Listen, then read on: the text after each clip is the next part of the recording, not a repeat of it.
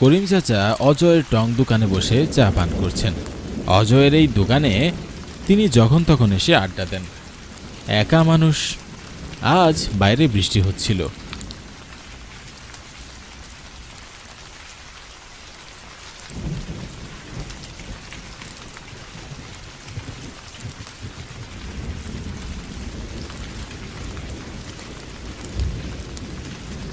ওরা করিম চাচাকে খুব ভালোবাসে। একা মানুষ, সেই হিসাবেও লোকটার প্রতি সবার দরদ আছে। ও অজয়, ওই যে তমাল আর উজ্জ্বল আসলো, ওদের 2 কাপ চা দাও তো দেখিনি। কি হে বাছারা, দিনকাল কেমন যাচ্ছে তাহলে? ভালোই কাকু, এই বৃষ্টিতেও তোমার সাথে আড্ডা দিতে চলে আসলাম, বুঝবে এবার। প্রতিদিন তোমার গল্প আসরে না আসলে ভালোই লাগে না, কিন্তু আজ মানুষ যে একদম কম। আজ বৃষ্টি হচ্ছে যে, দেখছই তো। করিম চাচা মন খারাপ করে বলে, ওই তোরা আসিস বলেই তো আমি তা একটু বাঁচি রে, নয়তো আমার আর কে আছে বল। ওসব নিয়ে মন খারাপ করো না তো, এখন বরং আমরা গল্প করি। হ্যাঁ, সবারই মন ভালো হবে। হ্যাঁ, তবে আজ অন্যের নয়, আমার নিজেরই গল্প আমি তোদের শোনাবো। ওরা সবাই নড়ে চড়ে বসে, খুশি হয়ে বলে, তার দেরি কেন, তাহলে শুরু করো। তোরা সবাই জানিস আমি একা, তবে একা হওয়ার গল্পটা সবাই হয়তো জানিস না। আজ সেটাই শোনাবো। আমার পরিবারে 2 ছেলে আর তাদের চাচি ছিল। ওদের এইটুকুন থেকে খুব আদর করে বড় করি। ধীরে ধীরে ওরা বড় হয়, ওদের বিয়ে হয়, দুজনেরই সংসার হয়। সব কিছু ভালোই চলছিল, কিন্তু একদিন তমাল আর উজ্জ্বল কৌতূহলী হয়। গ্রামবাসী সবাই জানে করিম চাচার বউ পারু পাগল হয়ে ঘর থেকে পালিয়ে গেছে। এর কিছুদিন পর ছেলে আর বউদের আর পাওয়া যায়নি। করিম চাচাকে এ প্রশ্ন আর কেউ জিজ্ঞাসাও করে না, বেচারা একা হয়ে গেছে। এসব জানতে চাইলে হয়তো মন খারাপ করবে, তাই আজ যখন সে নিজেই আগ্রহ নিয়ে বলছে, তাহলে শোনাই যাক। অজয় এদিকে মাথা ঝুঁকিয়ে জিজ্ঞাসা করে, একদিন কি চাচা? অনেক হয়েছে, আর না, আমরা আর একসাথে থাকতে পারবো না। আর এই 2 বুড়ো বুড়িকে তো একসাথে টানতেও পারবো না। আমি হাঁড়ি ভাগ করতে চাই। কি বলো বৌমা, হাঁড়ি ভাগ করবে? আমরা এখনো মরিনি তো আপনাদের মরার অপেক্ষা করব? রোজ রোজ অশান্তি হচ্ছে, দেখছেন না সেটা? আর শুধু হাঁড়ি না, আপনারা দুজনে আলাদা হবেন। কে রে খোকা, বড় খোকা, ছোট খোকা, কিছু বল তোরা। আমরা এই শেষ বয়সে আলাদা হব, এই কাজ করিস নে। এই জন্য কি তোদের বড় করলাম রে বাবা। এই দিন দেখতে হলো, আলাদা হলে আমরা বাঁচবো না, এমন করিস না। আমি আমার 2 ছেলেকেই করজোর করে অনুরোধ করি। আমার স্ত্রী পারু মাটিতে লুটিয়ে কাঁদতে থাকে। আমরা যে সত্যি আলাদা থাকতে পারবো না, কিন্তু ওদের মন গলে না। ছেলেরাও মাথা নিচু করে দাঁড়িয়ে থাকে। হায় ভগবান, তারপর কি হলো? তারপর 2 ভাইয়ের সীমানার মাঝখানে দেওয়াল উঠল, সাথে দেওয়াল উঠল আমার আর আমার পারুর ভিতরও। ব্যাস, চলতে লাগলো দিন। আমরা দেওয়ালের দুপাশে দুজন কাঁদি। ওরা নিজেরা আলাদা হলো না, আমাদের আলাদা করলো, তাই যেন বুঝলাম না। কিন্তু এভাবে বেশি দিন চলল না। ওরা জানতে পারলো আমার আর পারুর নামে অ্যাকাউন্ট আছে। আমরা যদি একজন মারা যাই, অপরজন মালিকানা পাবে, আর 2 জন মারা গেলে ছেলেরা পাবে।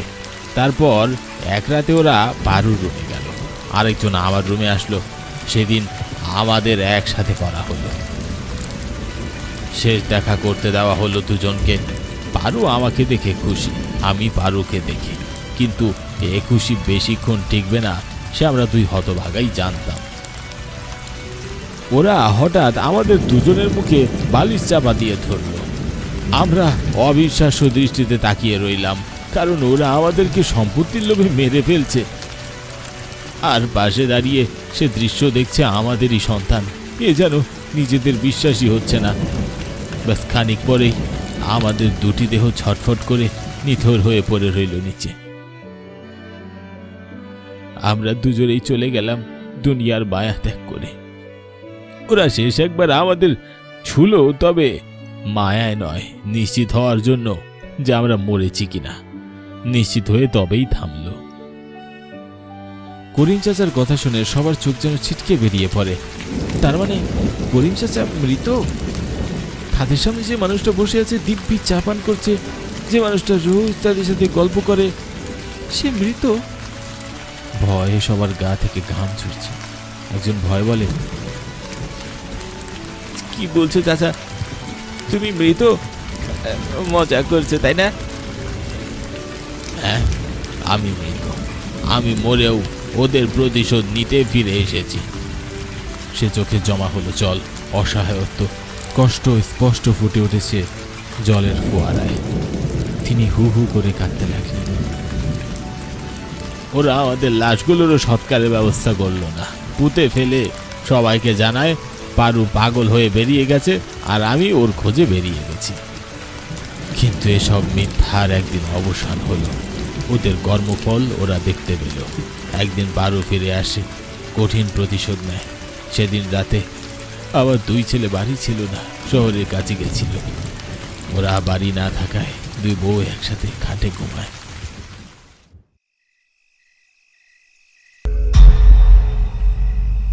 ও মা গো, বড় বৌদি, ওই দেখো।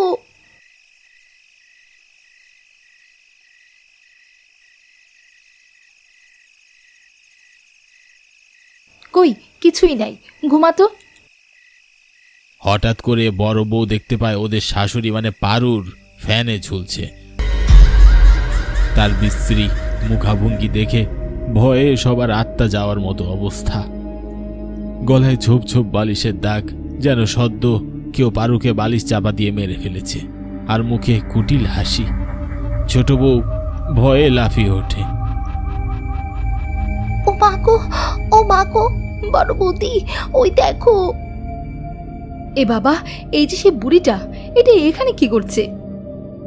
হ্যাঁ, এখানে কি করেছি তাই না?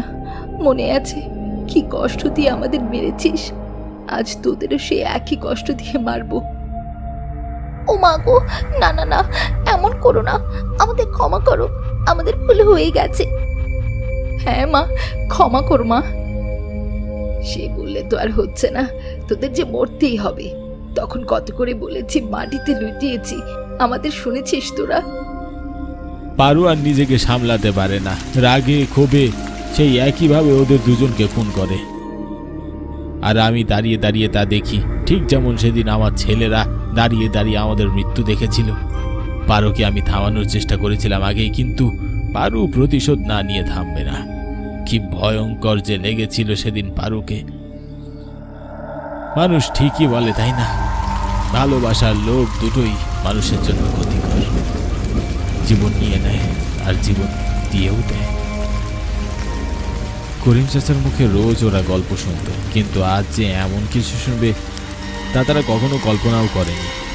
বৃষ্টির গতি আরো বাড়লো। বেচারা ভয়ে দৌড়াতে পারছে না, গলা দিয়ে কথা আসছে না। তবু উজ্জ্বল ভয়ে ভয়ে জিজ্ঞাসা করে, চাচা, আর আপনার দু ছেলে? করিম চাচা রেগে ক্রোধে ফেটে বলে, ওদেরও খুন হতে হবে, আমাদের যেভাবে মেরেছে সেভাবে। কিন্তু চাচা, আপনারা মারা গেছেন, গ্রামে সেটা কেউ জানে না? সবাই জানে পারু আর আমার ছেলে দুই বউ গায়ে। সে কথা অনেকেই জানতে চেয়েছে, আমি কোনোদিন বলিনি। কিন্তু আমি সবার সামনে আসি বলে আমি বেঁচে আছি, সবাই এই মিথ্যাটাও জানে। আপনি তাহলে ওদের প্রতিশোধ নিয়ে ছাড়বেন? না তবে কি করব, আমি আর পারু একে অপরকে ভীষণ ভালোবাসতাম। কি চেয়েছিলাম, সম্পত্তির জন্য কেবল মরতে হলো আমাদের। এসব তো ওদেরই ছিল, ওদের দুজনকে আমি ছাড়ব না। করিম চাচা এ বলে উঠে যায়।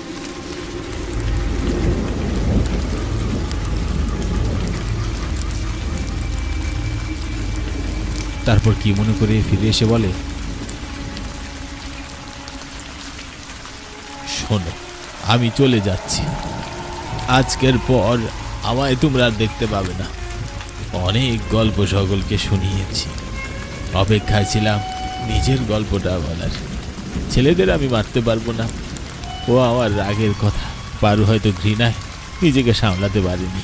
ভীষণ ভালোবাসে তো, তাই আমার মৃত্যুর শোধ নিয়েই ক্ষান্ত হইল। আমিও বাসি, তবে আমার ছেলেদেরও কম বাসি না। এখনও ওদের ভালো আমি বাসি, তাই পারুর মতো একই কাজ আমি করতে পারবো না।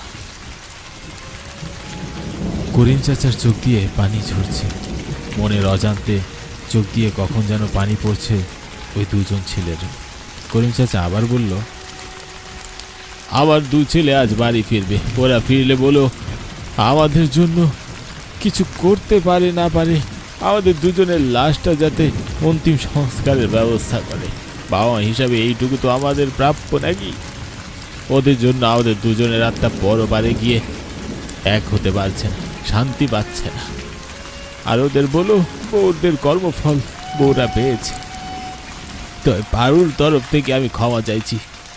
ওদের বলো আমাদের ছাড়া যেন ভীষণ ভালো থাকে, আমরা আর কোনোদিন ফিরব না। তমাল, অজয়, উজ্জ্বল স্তব্ধ হয়ে দাঁড়িয়ে থাকে। করিম চাচা বৃষ্টির মধ্যে বেরিয়ে পড়ে, হাঁটতে হাঁটতে বহুদূর চলে যায়। ওরা দাঁড়িয়ে হা করে দেখতেই থাকে। যে করিম চাচাকে এতদিন ধরে চিনত, সে যে তাদের কাছে সম্পূর্ণ অপরিচিত একজন মানুষ, তারা তা জানেই না। হঠাৎ ওরা খেয়াল করলো করিম চাচা একটা গাছের নিচে দাঁড়ালো, তার পাশে একজন মহিলা এসে দাঁড়ালো। আর এ কেউ নয়, তারই ভালোবাসা অর্ধাঙ্গিনী প্রিয়তমা পারু। ভালোবাসার কি টান, মরেও 2 বৃদ্ধকে আলাদা হতে দিল না এক হতে। ছেলেরা কাল আসবে কিনা তা ওরা জানে না, তবে ওরা এখন জানে ওদের কি করতে হবে। করিম চাচার সে সৎকারটুকু ওদের করে দিতে হবে।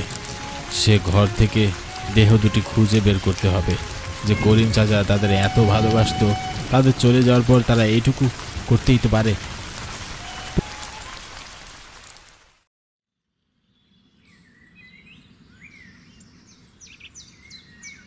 পরদিন সকালে ওরা দেহ দুটি সৎকারের ব্যবস্থা করে। অনেক মানুষের ভিড় হয়। এমন আজব আর হৃদয় বিদারক ঘটনা আর কোনোদিন যেন কেউ দেখেনি। তমাল, অজয় আগুনের ধোঁয়া দেখতে থাকে। উজ্জ্বল পিছনে ফিরে তাকায় যেন কি মনে করে। সে স্পষ্ট দেখতে পায় করিম চাচা আর পারু দুজনের দিকে তাকিয়ে হাসছে। উজ্জ্বল কাউকে কিছু বলে না। এমন ভালোবাসার টান সে কোনোদিন দেখেনি। নিজের প্রিয়তমা প্রিয়ন্তীর কথা মনে করে। সে অন্য এক কথা, আরেকদিন বলা যাবে। উজ্জ্বল চুপটি করে কেবল নিজের চোখের কোণে আসা জলটা লুকিয়ে মুছে ফেলে। কেউ দেখে না, জানেও না সে জলের কথা।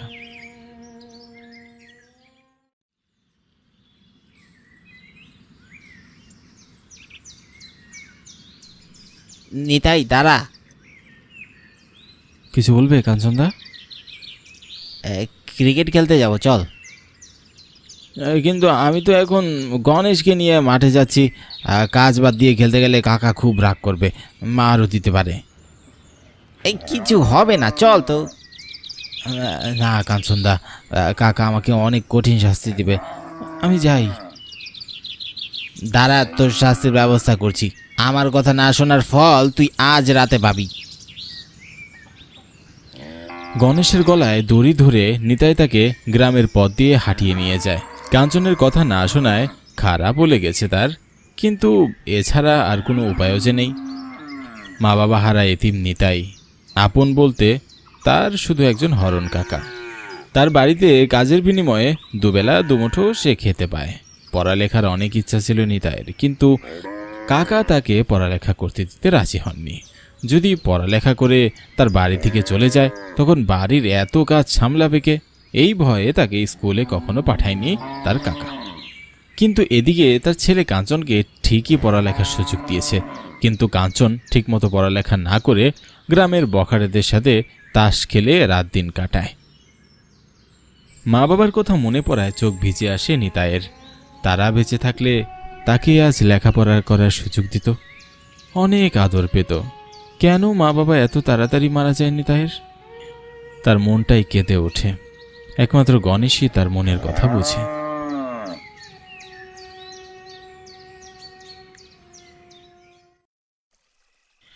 রাত হতেই নিতাই গণেশের পাশে গোয়াল ঘরে ঘুমায়।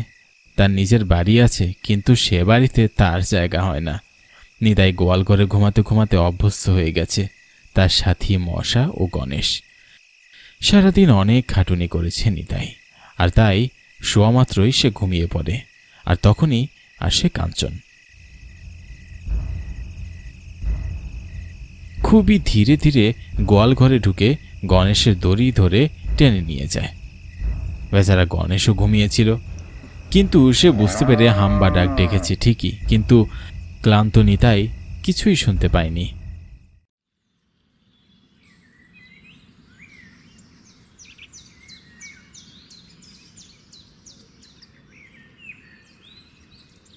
সকালে ঘুম থেকে উঠেই নিতাই খেয়াল করে দেখে ঘরে গণেশ নেই। মাথায় তার আকাশ ভেঙে পড়ে। গণেশকে সব জায়গায় খুঁজেও কোথাও খুঁজে পাওয়া যায়নি। এদিকে নিতাইয়ের কাকা হরণ ও তার ছেলে কাঞ্চন ব্যাপারটা বুঝতে পেরে তাকে মারধর করতে থাকে। এইভাবে কাজে ফাঁকি দিচ্ছিস হতচ্ছাড়া? রাতে তোকে গণেশকে পাহারা দিতে বলেছি, আর তুই পাহারা না দিয়ে ঘুমিয়েছিস। তোর জন্য আমার আজকে অনেক লোকসান হয়ে গেল। বল, আমার গরু কোথায় রেখেছিস? আমি সত্যি বলছি গো কাকা, আমি কিছু জানি না। তুই জানিস না মানে? বাবা, আমার তো মনে হয় গরুটা ও কোনো হাটে বেচে দিয়েছে। তাই হবে, দুধ কলা দিয়ে এতদিন কাল সব পুষেছি। ও, বুঝতে পেরেছি, বাপের জমি জায়গা দেয়নি বলে আমার ক্ষতি করার চেষ্টা করছিলে। না কাকা, আমি এমনটা করতে পারি না। আমার মন আমার দিব্যি কেটে আমি বলছি। চুরি করে আবার দিব্যি কাটা হচ্ছে হতচ্ছাড়া? পেটালেই তবেই তুই স্বীকার করবি। মেরো না, আমি কিছু করিনি। ও কাকা, আমায় মেরো না।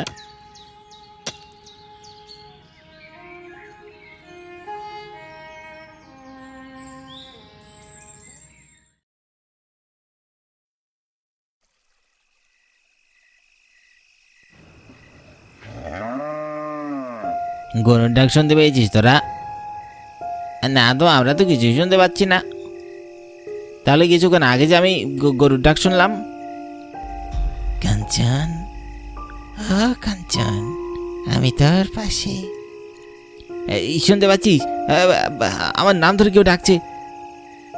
আরে না তো, কিছুই তো শুনতে পাচ্ছি না। কাঞ্চনের বুক কেঁপে ওঠে। এদিকে গণেশকে বিক্রি করে যা টাকা পেয়েছে সব হারাতে বসেছে। সব মিলিয়ে তার মেজাজ অত্যন্ত খারাপ। দেখ, আজ আর খেলবই না, শরীরটা ভালোই লাগছে না। আর খেলে কি করবি? সবই তো হারলি। তাহলে চল, আমরা যাই এবার।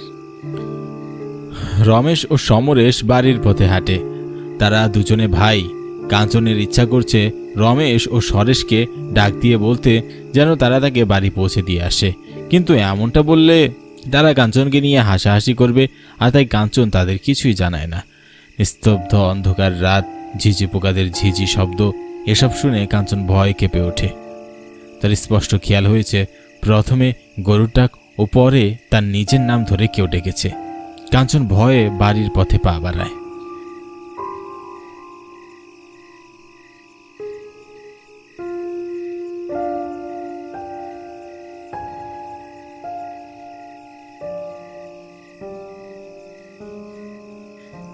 কাঞ্চন রাস্তার দুপাশে গাছগাছালির দিকে ভয়ার্ত দৃষ্টিতে তাকায়। তার কেন যেন মনে হচ্ছে খুব খারাপ কিছু হতে যাচ্ছে তার সাথে। নিজের মনকে কোনোভাবেই সে শান্ত করতে পারছে না।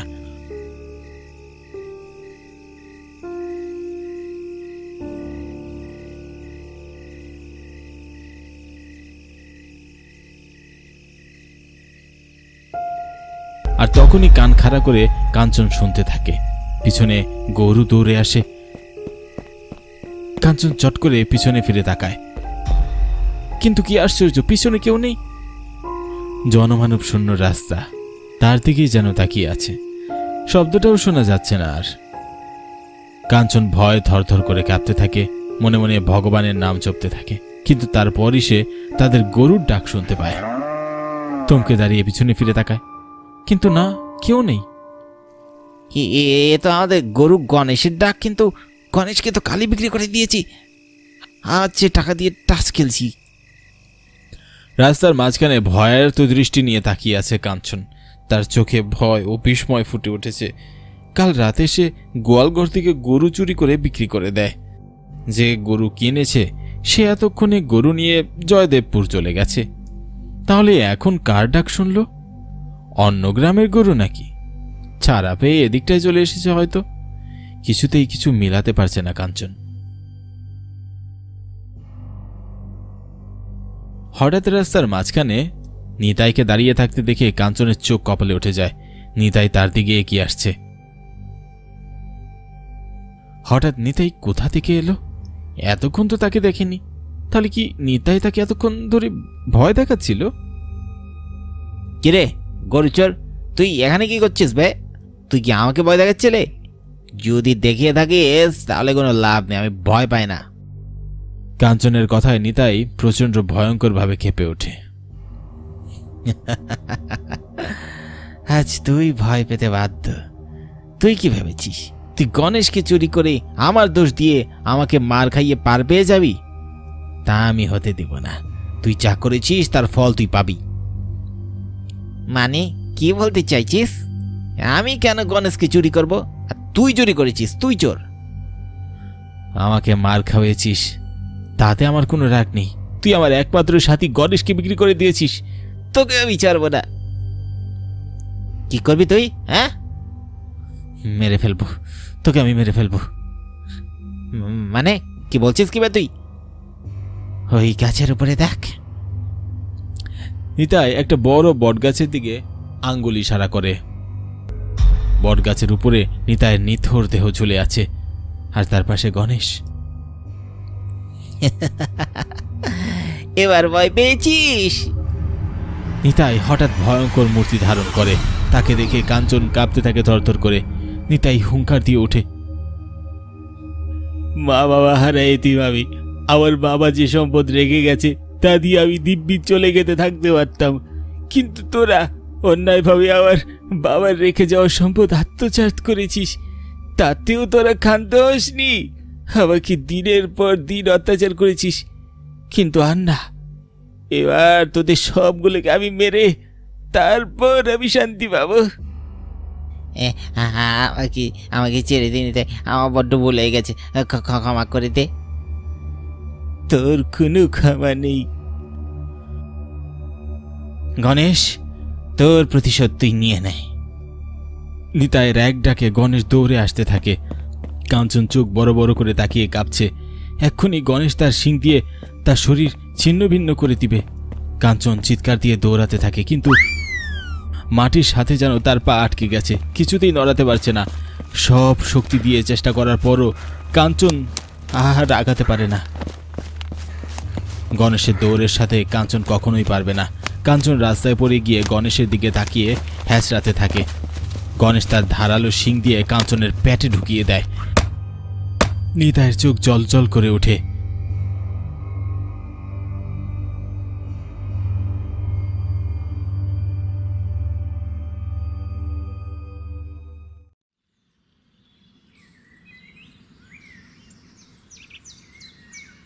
সকাল সকাল নিতাইয়ের কাকা কাস্তে হাতে নিয়ে তার ধান ক্ষেতের দিকে এগিয়ে যায়। পথে বটগাছের সামনে মানুষের হট্টগোল দেখে সে ভিড় ঠেলে এগিয়ে গিয়ে যা দেখে তাতে তার শরীর কাঁপতে থাকে। নিতাইয়ের নিথর দেহ বটগাছের ডালে ঝুলছে, আর গাছের নিচেই পড়ে আছে কাঞ্চনের রক্তাক্ত দেহ। পাশে গণেশও পড়ে আছে। সবাইকে একসাথে মৃত অবস্থায় দেখে হরণের মাথা ঘুরতে থাকে।